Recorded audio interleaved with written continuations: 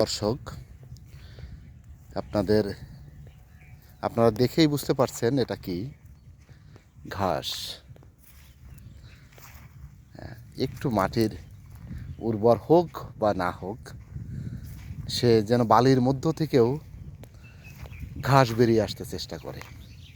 এটা এমন একটি কি আগাছা যেটা পতিত জমিতে ঘাস যেন লাগানো লাগে না, এটা নিজেই জানান দেয় আমি আগাছা, আমাকে পরিষ্কার করো, আমাকে ছেঁটে ফেলো, নইলে আমি তোমার এই সুন্দর বাগানকে নষ্ট করে দেব। আমি তোমার সুন্দর বাগানের সকল খাবার আমি খেয়ে ফেলব। মাটির সকল উর্বরতাকে আমি আমার প্রয়োজনে আমি চুষে চুষে মাটিকে নিঃস্ব করে দেব। যেদিকে তাকাবেন দেখবেন সেখানেই এই ঘাস, এই আগাছা যেন আমাদের চারিপাশ আমাদের বাগানে ভরে থাকে। এবং একটা নির্দিষ্ট সময় পর পর এই আগাছা পরিষ্কারও করতে হয়, এই ঘাস উপড়ে ফেলতে হয়, এই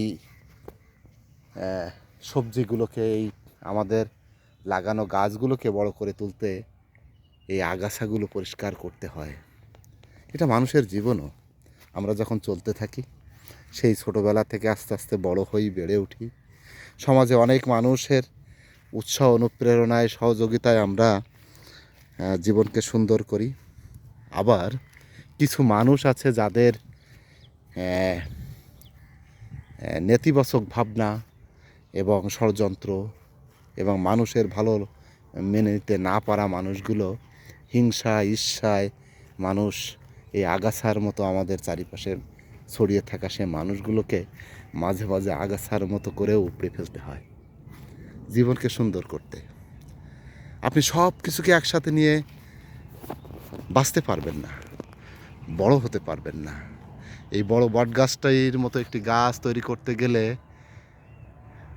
আপনাকে অবশ্যই তাকে ছোটোবেলা থেকেই সেই গাছের চারিপাশকে আপনার আগাছা মুক্ত রাখতে হবে, না হলে এমন একটি বড় গাছ পাওয়া যেত না।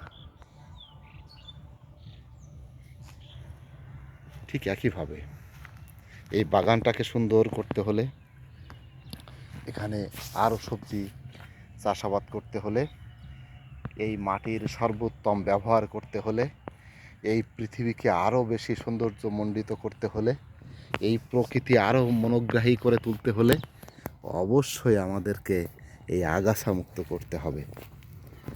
তো এই আগাছা আমাদের জীবন থেকেও সরিয়ে ফেলতে হবে। যে আগাছা আমাদের জীবনটাকে দুর্বিষহ করে দেয়, আমাদের ব্যর্থতায় পর্যবেসিত করে, সেই আগাছা আমাদের জীবন থেকেও সরিয়ে ফেলতে হবে। তবে আমাদের জীবন হবে সুন্দর, সার্থক।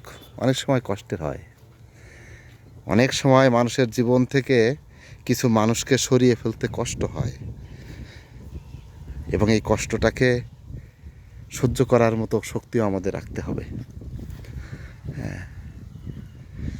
সব মানুষকে